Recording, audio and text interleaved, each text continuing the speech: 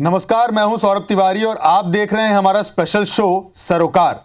इस शो में हम जनता से जुड़े हुए मुद्दों की बात करते हैं।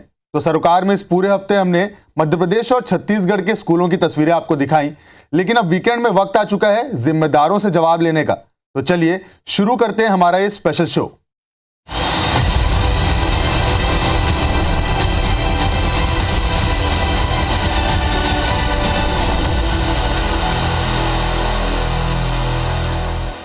तो आज हम छत्तीसगढ़ के स्कूलों की बात करेंगे, जिम्मेदारों से जवाब लेंगे।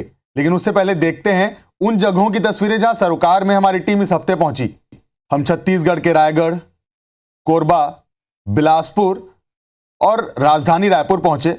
यहां हमने मिड डे मील, स्कूलों में मिलने वाली ड्रेस, स्कूलों में मिलने वाली किताबें, फ्री में साइकिल योजना, इन सारी योजनाओं की हमने तफ्तीश की। कुछ स्कूल में तो योजनाओं का हाल ठीक मिला, लेकिन वहीं कई जगह हमें गंभीर समस्या दिखी।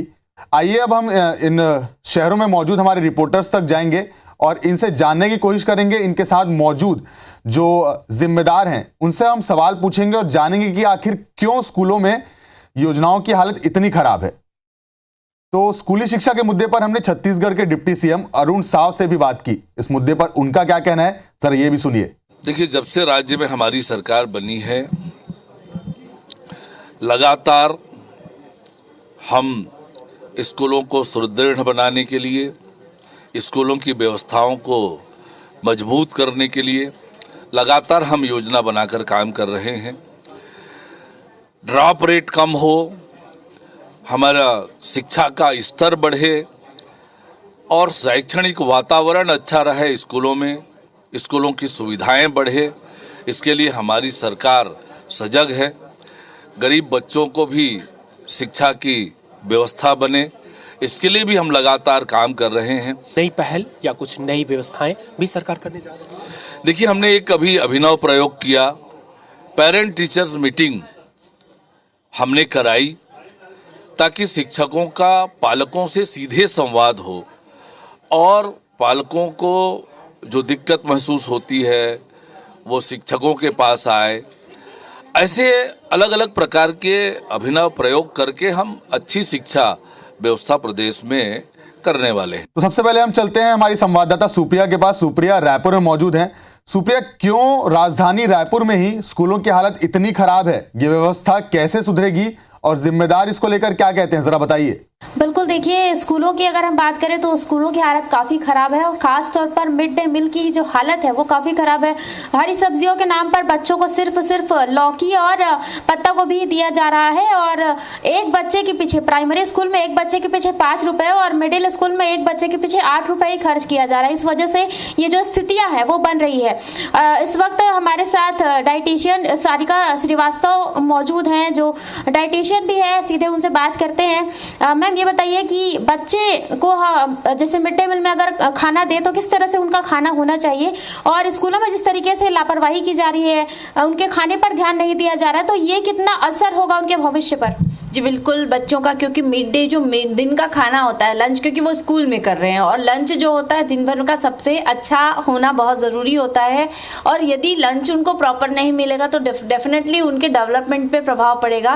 थाली में सीरियल्स होनी चाहिए, चावल के साथ साथ में मैं हमेशा से सजेस्ट करते आई हूँ मिड डे मील में आप रोटी का प्रावधान रखें और रोटी के अलावा पल्सेस जो है, दालों को आपको जरूर से सम्मिलित करना है।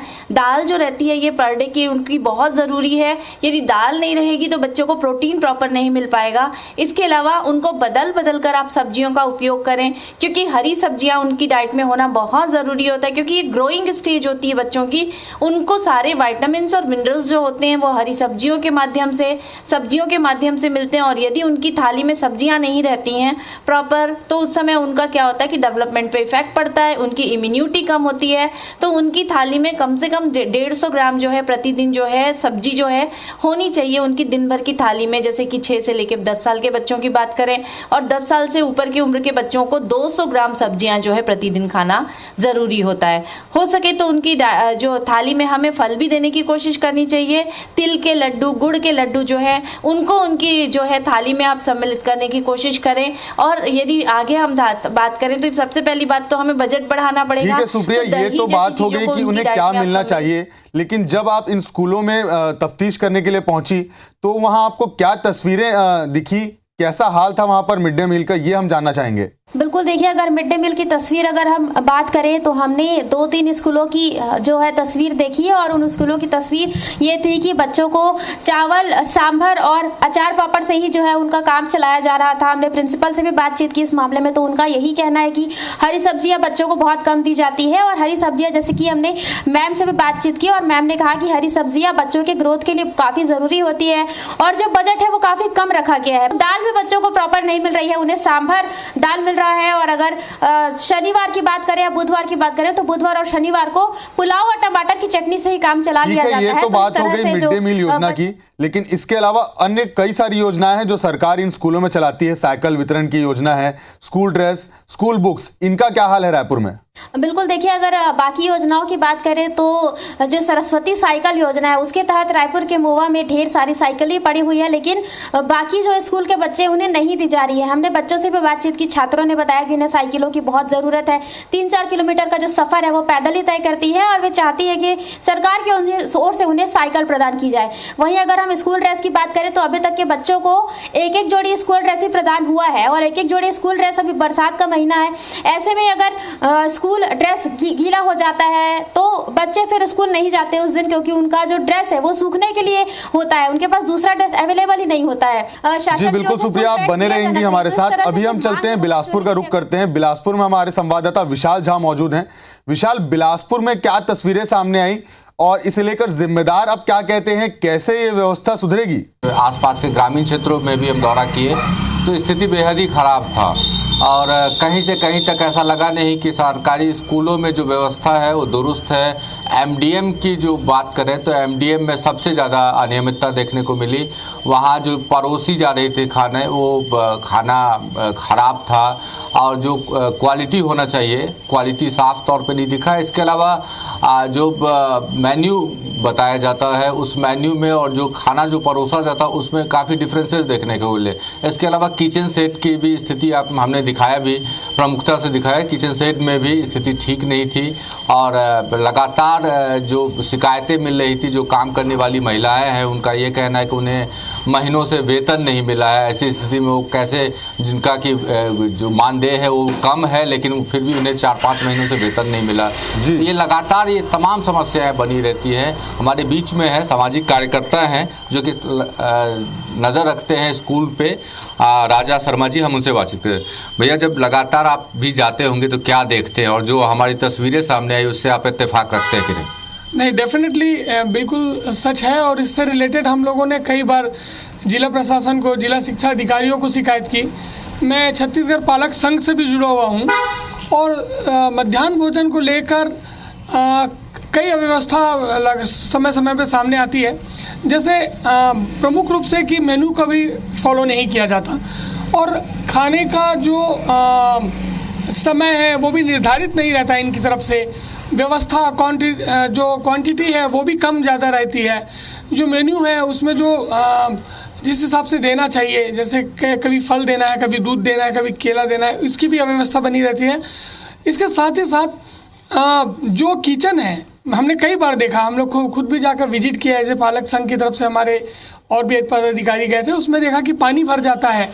वहाँ के कर्मचारियों से बात करने पे ये बताया जाता है कि व्यवस्था नहीं है, समय पे उनको ना चावल की व्यवस्था होती है, ना सिलेंडर, गैस सिलेंडर भी नहीं दिखा हमें। हाँ, सिलेंडर की व्यवस्था नहीं होती है, गैस सिलेंडर उनको उपलब्ध नहीं कराया जाता। हम साइकिल योजना की भी बात कर चुके हैं, दिखा चुके हैं कि जो इस सत्र में साइकिल बटा नहीं है। इसके अलावा ड्रेस भी दिया जाता है बच्चों को, तो एक ड्रेस दिया जाता है जो कि नाकाफ़ी है। और हाँ, किताब में भी अनियमितता देखने को मिली, एमडीएम में तो है ही। आप एक विशेषज्ञ की हैसियत से क्या सुझाव देना चाहेंगे, कैसे इसका निराकरण हो सकता है? देखिए, जो हम लोगों ने अपने हिसाब से जो इन बातों को जिला प्रशासन के समक्ष रखा कि जो अधिकारी हैं वो दुरुस्त समय पे काम नहीं करते। जैसे हमने ये देखा कि साइकिल आके रखी हुई है लेकिन उसको प्रॉपर स्कूल में जो पहुंचाना चाहिए वो नहीं हो रहा है। ड्रेस जो सरकारी विभाग में, कलेक्ट्रेट में आके रखा हुआ है लेकिन उसको वितरण नहीं किया जा रहा है। तो ऐसी बहुत सारी चीज़ों का हम चाहते हैं कि प्रॉपर समय पे, जैसे सत्र प्रारंभ होता है उसके प्रारंभिक ही 1-2 दिनों में बच्चों को कॉपी किताब मिल जाए, ड्रेस मिल जाए। ड्रेस जैसे साल भर में एक ही देते हैं, कम से कम 2 होना चाहिए। साइकिल में भी हम लोगों ने पिछले वर्ष भी हम लोगों ने शिकायत की थी, पिछले वर्ष भी साइकिल का वितरण लगभग सितंबर-अक्टूबर में हुआ था। स्कूल और जो जिम्मेदार लोग हैं, जो प्रशासन है, उसके बीच कम्युनिकेशन गैप जैसी चीजें रहती क्या? बिल्कुल यही बात है कि जिला शिक्षा अधिकारी कार्यालय की तरफ से अव्यवस्था का देखा गया। उनके अंतर्गत जो एबीओ हैं, बीओ हैं, इन लोगों के अंतर्गत में इनका जो आपस में कम्युनिकेशन है वो बहुत पुअर है। और हम लोगों ने इससे रिलेटेड कई बार हम लोगों ने जिला प्रशासन से बात किया, जिला शिक्षा अधिकारियों से बात किया, लेकिन आज तक व्यवस्थाएं दुरुस्त नहीं की जा रही हैं। आपने बिलासपुर की तस्वीरें अभी देखी कि बिलासपुर में क्यों ये समस्या है, और सुझाव भी हमने जानने की कोशिश की कि ये समस्याएं कैसे सुधरेंगी। अब हम चलते हैं कोरबा शहर की ओर, वहां हमारे संवाददाता धीरज दुबे मौजूद हैं। तो धीरज, बताइए कैसे कोरबा शहर के स्कूलों की हालत सुधरेगी, क्या कारण है वहां इस बदहाली के पीछे, कौन जिम्मेदार है, और जिम्मेदार है तो वो क्या कहते हैं? जी बिल्कुल, जिस तरह से हमने तस्वीरों में दिखाया है कि कोरबा में जो शिक्षा की व्यवस्था की जो योजनाओं की हकीकत है वो किस तरह से है। यहाँ पे सरकारें यहाँ पर पैसे खर्च कर रही हैं, योजनाओं का समय पर आप छात्रों को नहीं मिल पा रहा, चाहे वो साइकिल की बात हो, किताबों की बात हो, चाहे नाश्ता की बात हो। इस तरह से जो स्वपाल का योजना है वो भी कोरबा जिले में, कोरबा विकासखंड और पूरी विकासखंड में प्रारंभ की गई है, लेकिन उसका भी सफल क्रियान्वयन नहीं किया जा रहा है। और जो वहाँ पे जो स्व सहायता समूह को काम दिया गया ताकि वहाँ पे जो दराजी प्रथा खत्म हो जाए और जो इसका सेंट्रलाइज नहीं किया गया, उसके बावजूद भी जो कई स्कूलों में हमने इस तस्वीरें देखी है कि जो बच्चे हैं उनको भर पेट नाश्ता नहीं दिया जाता है। हमारे साथ जो शिक्षाविद डॉक्टर गिरीश केशव मौजूद है, इनसे ही जानते हैं। सर, टीचर हैं, आप छात्रों की समस्या देखते होंगे जी, समय से किताबें नहीं मिल रही हैं, साइकिल नहीं मिल रहे हैं। देखिए क्या है, जब से स्कूल खुलता है, पता है कि कब से स्कूल खुलना है, उसके पहले सारी व्यवस्थाएं जो है वो दुरुस्त कर ली जानी चाहिए, और ताकि छात्रों को कोई परेशानी ना हो। दूसरी चीज़ मैं ये कहूँगा कि मूल जड़ जितना शिक्षा में नित नए प्रयोग होते जा रहे हैं ना, ये शिक्षा को उतना ही नीचे ले जाते जा रहे हैं। एक निश्चित वे में मतलब जो है उसको सुचारू रूप से संचालित करना पड़ेगा, जिससे एक स्थिरता आएगी और बच्चों में पढ़ाई के प्रति, शिक्षकों में पढ़ाई के प्रति रुचि जागृत होगी। अभी जैसे मिड डे मील के बाद जो है नाश्ते की बात आई है, तो नाश्ते के बाद आई है वो भी एक प्रयोग के तौर में देखा जा रहा है। तो नाश्ते के लिए मतलब जो है टीचरों को इन्वॉल्व ना करे, नाश्ते के लिए जो भी संस्था है उसको मतलब जो है अधिकृत करे। टीचर जो है 9:45 बजे पहले उसको फिर 15 मिनट या आधा घंटा पहले मतलब जो है, तो इससे मानसिकता पे असर पड़ता है, क्योंकि सबका घर परिवार होता है, सबको अपनी जिम्मेदारी निभानी पड़ती। शिक्षा को अगर दुरुस्त करना है तो जैसे अभी युक्तियुक्तकरण की प्रक्रिया चल रही, इसमें इतनी खामी है कि जिसकी कोई सीमा नहीं है। एक प्रकार से सरकार इसके माध्यम से भर्ती से बचना चाहती है, प्रमोशन से बचना चाहती है। नए जो बने हुए बिल्डिंग है उनको अगर कम कर दिया जाए, 3000 के आसपास लगभग बिल्डिंग है स्कूल की कम होने वाली, वो जर्जर होने वाली जो लाखों के लागत में मतलब जो बनी हुई, जब वहाँ कोई पढ़ेगा नहीं, तो इस तरीके से मतलब जो चीजें हैं वो शिक्षकों के मन में बहुत बुरा असर पड़ रहा है। शिक्षक के बाद छात्रों के हित को कहाँ देखते हैं? छात्र जो परेशान हो उसको कहाँ?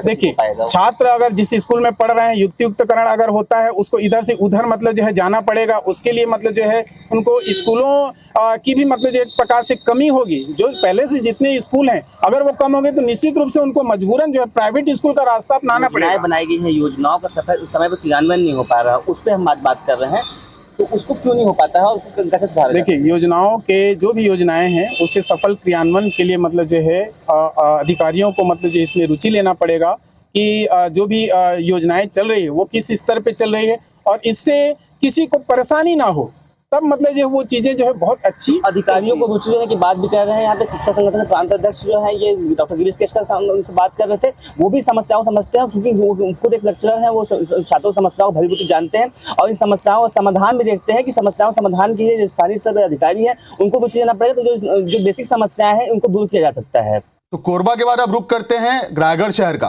रायगढ़ में भी समस्याएं गंभीर हैं। यहाँ भले ही कुछ योजनाओं की हालत तो ठीक देखी, लेकिन मिड डे मील योजना की अगर हम बात करें तो जिस तरह से यहाँ पर भोजन बनाया जा रहा था वो बहुत ही दयनीय था। तो अविनाश से हम बात करेंगे। अविनाश पाठक मौजूद है। अविनाश, बताइए रायगढ़ में जिम्मेदार क्या कहते हैं, कैसे रायगढ़ के स्कूलों की हालत सुधरेगी? तो शिक्षा विभाग की लगातार योजनाओं के क्रियान्वयन की क्या ज़मीनी हकीकत है, ये पड़ताल हम लगातार कर रहे हैं सरोकार के जरिए। और अगर योजनाओं की बात करें, गणवेश की स्थिति काफ़ी कुछ ज़िले में अच्छी नज़र आ रही है। साइकिल्स के अगर वितरण की बात करें तो वो स्थिति भी काफ़ी अच्छी है। लेकिन मिड डे मील की अगर बात करें तो थोड़ी सी दिक्कतें जो हैं वो आ रही हैं। जो तस्वीरें आ रही है कि कई स्कूल ऐसे हैं जहाँ पे शेड नहीं है, तो बारिश में खाना बनाने के लिए दीदियों को काफ़ी दिक्कतें होती है। बिल्कुल, जो शासन की निःशुल्क योजनाएं हैं जिसमें प्रमुखता से हम देखें तो साइकिल वितरण की है, दूसरी है पाठ्य पुस्तक और तीसरी है गणवेश। ये हमारे रायगढ़ ज़िले में लगभग पूर्णता की ओर हैं और लगभग सारे बच्चों तक ये पहुंच चुकी हैं। आपने जो मिड डे मील की बात कही, मिड डे मील की जो क्वालिटी है उसके सुधार के लिए विभाग निरंतर प्रयास कर रहा है, सतत उसकी निगरानी भी की जा रही है।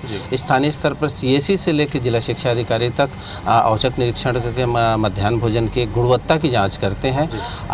निश्चित रूप से हम भी इस बात को मानते हैं कि कुछ विद्यालयों में मिड डे मील बनाने के जो शेड्स हैं वो शेड्स या तो जर्जर हैं या उन्हें सुधार की आवश्यकता है। तो ऐसे मिड डे मील के शेड्स की चिन्हांकन कराई जा रही है संस्था प्रमुखों के माध्यम से और विकासखंड शिक्षा अधिकारियों के माध्यम से। जैसे ही हमें वो पूरी सूची प्राप्त हो जाती है तो राज्य शासन के पास ये प्रस्ताव भेजा जाएगा और प्रयास किया जाएगा कि जल्दी से जल्दी मिड डे मील के शेड्स हमारे पास एक स्वस्थ स्थिति में रहें। बहुत बहुत धन्यवाद आप सभी का हमारे साथ बने रहने के लिए। आगे हम बढ़ते हैं और बात करते हैं कि सरोकार में जब हम सरकारी स्कूलों में रेड मारने के लिए पहुंचे, हमारी टीम वहां पहुंची तो बदहाली के कई तस्वीरें सामने आई। वहीं IBC 24 को कुछ ऐसे पॉइंट्स मिले हैं जिससे हम अपनी फाइंडिंग्स आपको दिखाते हैं। सबसे पहले स्कूलों में अव्यवस्था से छात्रों को परेशानी होती है, यह बात सामने आई। अच्छा मिड डे मील नहीं मिलने से भी जरूरी पोषण उन्हें नहीं मिलता है और जरूरी पोषण नहीं मिलेगा तो बच्चे अच्छी पढ़ाई कैसे करेंगे। वहीं खराब मिड डे मील से बच्चे बीमार भी हो सकते हैं। बिल्कुल, मिड डे मील जिस तरीके से बनाया जाता है, जहां बनाया जाता है, उस पर भी खास ध्यान देने की जरूरत है। स्कूल में स्वच्छता की कमी से पढ़ाई में मन नहीं लगता, बिल्कुल सही बात है कि साफ सुथरी जगह में ही बच्चे अच्छी पढ़ाई कर सकते हैं। वहीं बच्चों को कई बार देखा गया है कि बुक्स नहीं मिलती हैं, तो जब भाई बुक ही नहीं मिलेगी तो बच्चे पढ़ाई कैसे करेंगे। तो सरोकार में हमने छत्तीसगढ़ के अलग अलग शहरों से स्कूलों की बदहाली का कारण जाना, इसके पीछे की वजह जानी और यह भी जानने की कोशिश की कि ये व्यवस्थाएं कैसे सुधरेंगी। आज के लिए इतना ही, मुझे दीजिए इजाजत, नमस्कार।